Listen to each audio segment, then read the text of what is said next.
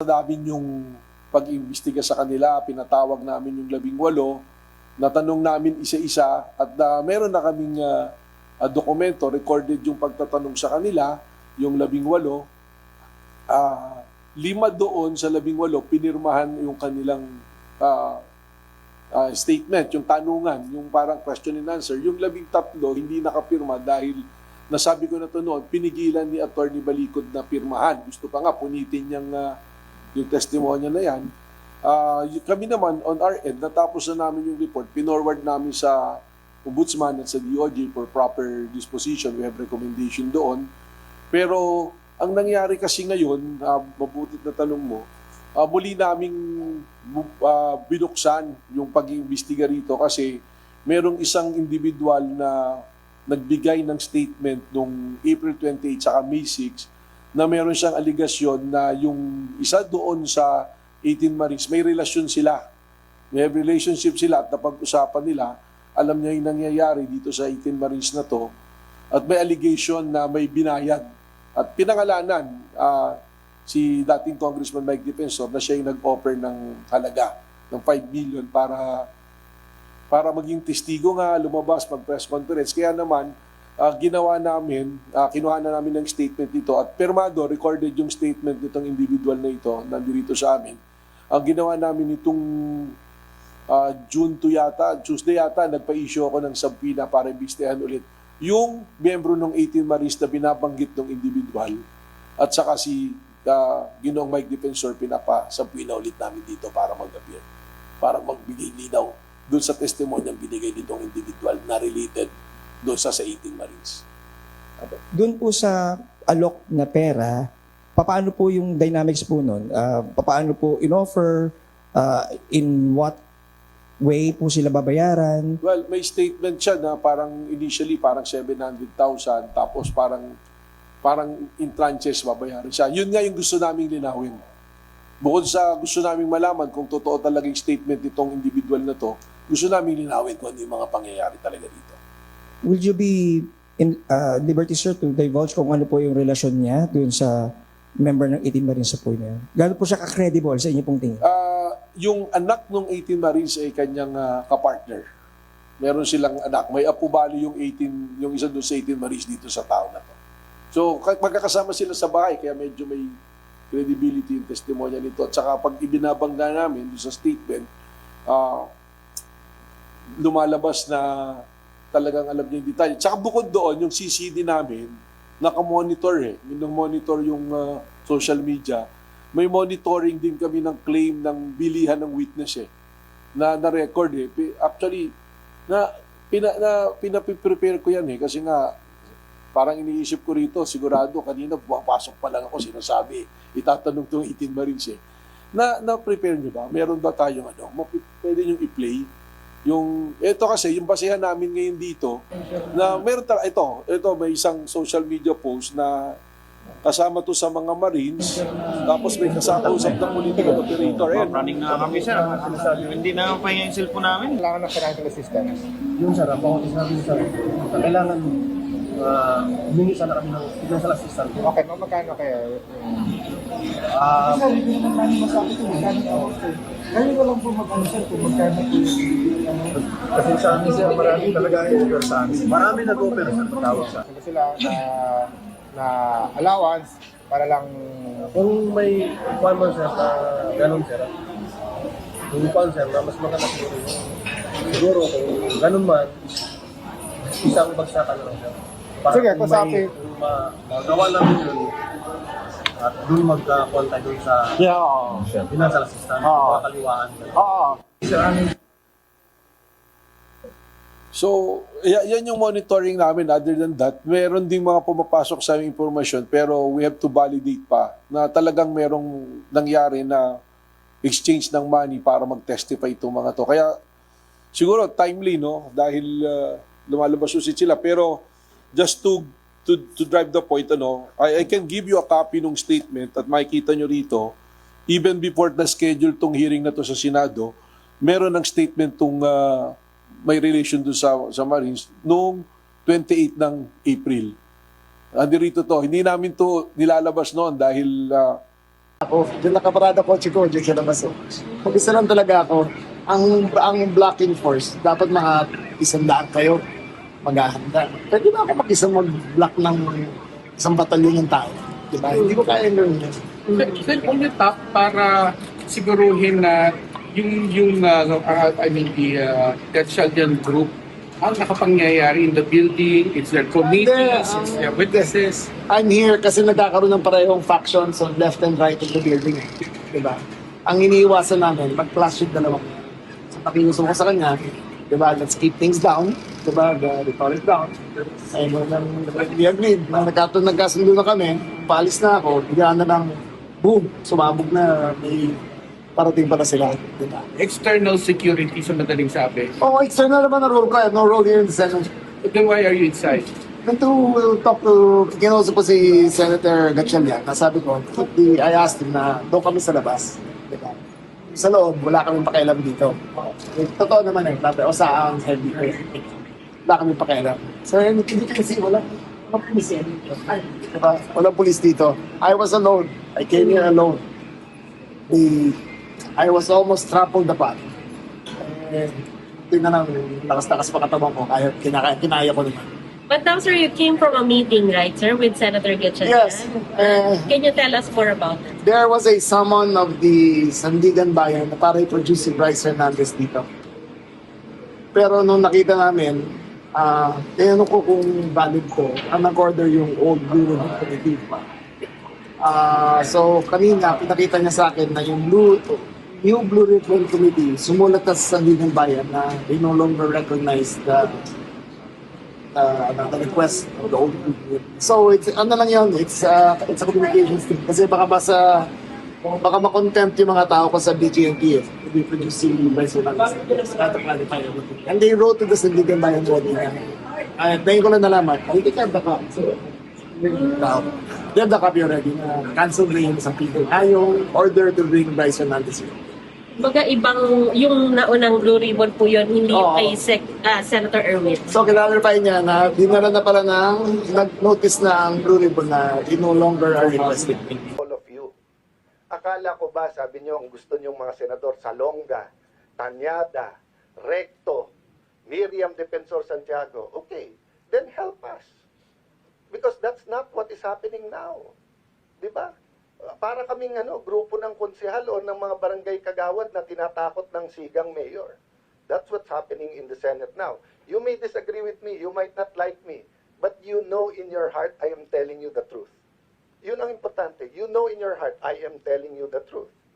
So that's my reaction. I'll keep to myself my feelings, but I tell you honestly, Jesse, I will be praying for him. I love him as a brother. Alam ko yung pinagdaanan ni Hart. Alam kong ama siya na yung nagtatanong yung anak niya anong nangyayari. So I'm praying for him. Maris Sumaliag, GMA7. Of course, the Cayetano block and the Gatchalian block now are both insisting that you are right. Ano po ang magiging susunod ninyong hakbang? Lalapit po ba kayo sa Korte Suprema para maresolba po ito? Sila ang dapat pumunta sa Korte Suprema. Pero hindi nila gagawin yon dahil alam nilang mali sila. That's a trap for them that they want me to go immediately to the Supreme Court because they know it will take time. Maniwala po kayo, pag may naresto pang 2, 20, tapos majority na naman kami, mag-iimbento na naman ng iba yon sila. So that's why I'm saying right now, no violence. I'm not calling for any kind of civil disobedience. I will calmly, actively fight for the rights of the Senate, rights of the duly elected Senate President, and appeal to people's conscience. Diba? I mean, some things like this take 1 day, some things 20 years, but so be it. Ang role ko po ngayon ay paglaban ng Senate, paglaban yung totoo. But, naawa ako sa mga magbabar exam pag hindi nagsalita yung mga dean. Kasi ngayon, as you said, kampo ng Gatchalian, kampo ng Cayetano. Ngayon kasi parang inaano nila sinong Marcos, sinong Duterte. Siguro naman, the Philippines is bigger than just 2 issues and 2 personalities, di ba? We can start deciding what's right or wrong per issue na hindi ka nababash ng kalaban o kakampi mo. Di Di ba? Yun ang problema. Sir, just a follow-up. Can you just expound on what you mentioned a while ago that sometimes you have to bend the law to please Malacanang? Are you saying na Bend the Malacanang has a Constitution. hand on this? That's why nagkaroon ng 12 sa kabilang kampo? Or what are you, what is your No, reason for saying such? So, Senator Jinggoy told the Senate media, di ba?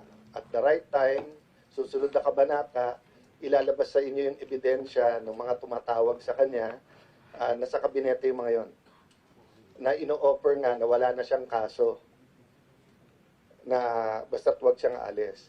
That was not the first time that happened. It happened in February nung si Senator Legarda. At least 3 o baka 4 silang tinawagan.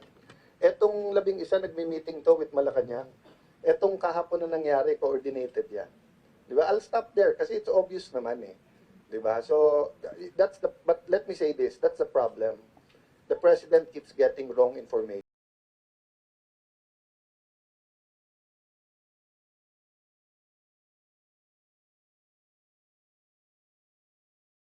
Pangalan nyo as you were saying hindi ito totoo. Mahirap man ako magsabi ng motibo. Ngunit, siguro may kinalaman doon sa pinadala sa akin ni Mike Defensor. Nandito po ba si Mike? Wala na. Si Mike Defensor nagpadala sa akin ng impeachment ni Pangulo. Ako yung unang, andito sa cellphone ko, gusto nyo makita. Pagkatapos, pinadala sa akin na kung maaari daw endorso ko. Nung hindi ko inendorso, bigla na lang ako nagkapangalan dito. O di ko sinasabi na, yung sinasabi na mabuhay ka, Congressman Jose Alvarez po. Si Margaret ito, hindi ko kilala kung sino itong Margaret nagpadala sa akin. I'm writing on behalf of Congressman Mike Defensor to request for your endorsement of impeachment complaint against PBBM for graft and corruption and betrayal of public trust. Your principled stance, binula pa ako, your principled stance on accountability makes you an ideal endorser. We respectfully request for your public endorsement to strengthen this effort and uphold the rule of law. Attached is the full complaint for your review. Thank you for your consideration. Hello po, will you endorse? Ang sagot ko, no, sorry. Hindi ko pa nga nabasa eh. Pinapa-endorse na agad sa akin, pinaprint ko ganyan kakapal. So, sunod noon, kasama na po ako dito sa Marines. Pero I can say categorically, wala po akong tinanggap na malita galing kay Saldi ko dahil wala naman utang sa Saldi ko sa akin. Wala din ako utang sa kanya. Okay? Maraming salamat.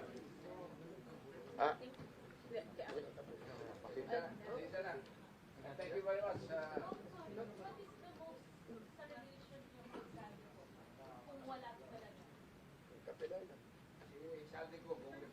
Si Saldico, Congressman, kasama ko sa House. Vice Chair ako ng appropriation since 2022 up to 2025. Sinasabi nga doon na palagi ako nakikita sa yung anong bahay, Park House. I'm always seen in the Park House. Wala akong, saan ba yung Park House na yan? Wala akong alam kung saan yung Park House. I do not go to Saldico's Horizon Homes. I know he has an apartment there. Kaibigan ko si Saldico, bakit? Wala mang masama eh. Vice Chair ako sa appropriation. Ngayon, Vice Chair pa rin ako sa appropriation eh. So gusto ko lang sana, naabutan ko yung mga Marines para at least, sa akin ba yun talaga binigay yung pera? We will make sure na in the next hearing, inform lahat. But what I want Nawag mo lang ako what I want to assure yung cabinet at sa yun nga, wala tao ang mag-judge, pero welcome kayo i-confront. Walang parliamentary courtesy. Pupunta ako rito dahil we just want to confront kung ano yung... Hindi man ako delikado, Senator Alan. Kung mayroong 3 malita, tatanggapin ko, di ba? Gusto ko lang resibo ko na mapirmahan. Di ba?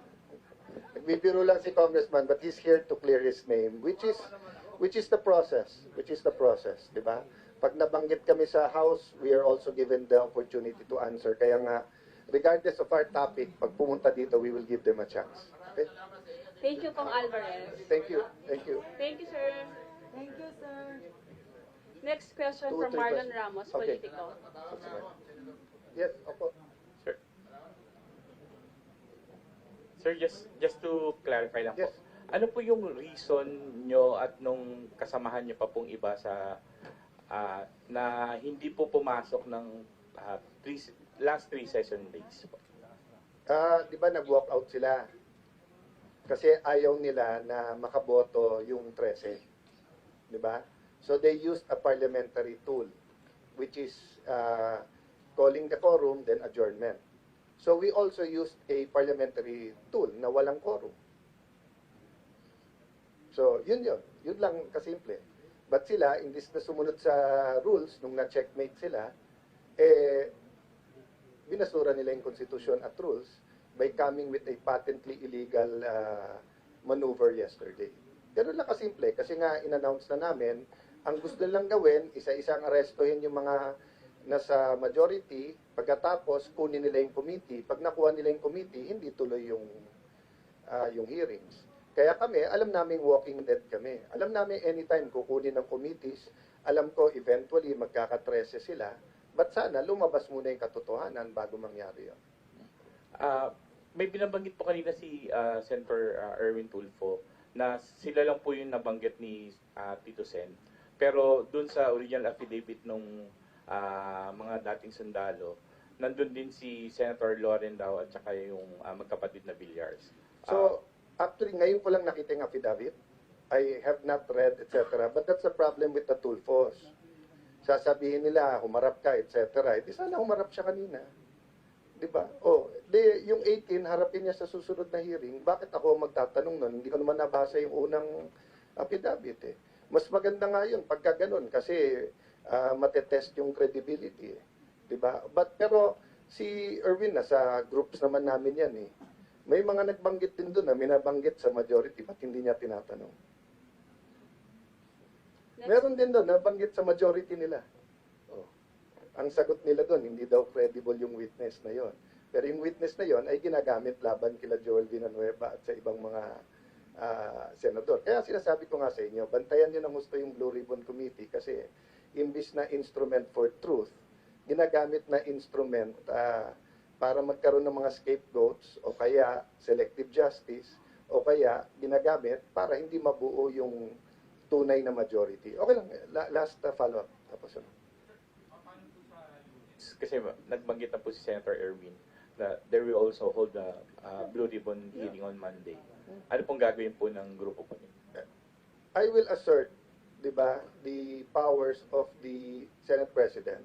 Having said that, have any one of you known me in my ilan years na ba ako in government? 8 plus 34 years in government. Have I ever stopped anyone who wants to talk? Siguro kung may time limit. So gusto nilang gamitin yung Senate, gusto nilang magkaroon ng event, go ahead. But it's not an official Blue Ribbon hearing because hindi naman siya chairman ng Blue Ribbon hearing. Di ba? Ang tapang-tapang nila magsabi dati na dapat mag-inhibit yung mga wala doon. Ngayon, sila nabanggit. Gusto nila mag-hearing. Ayaw nila ba't ba ayaw nila mag-hearing today? Di ba? Kaya nga sila nagganyan kahapon eh. Okay, next. Next question, Hannah T. from Billionario. Hi, Sen. Can you please explain to us lang po if paano po ito, like how does this bear any weight? Meron po bang presence ng Broom staff kanina? Paano po ito papasok sa Senate records given na hiwalay po yung kampo nyo and Gatchalian? That's a good question.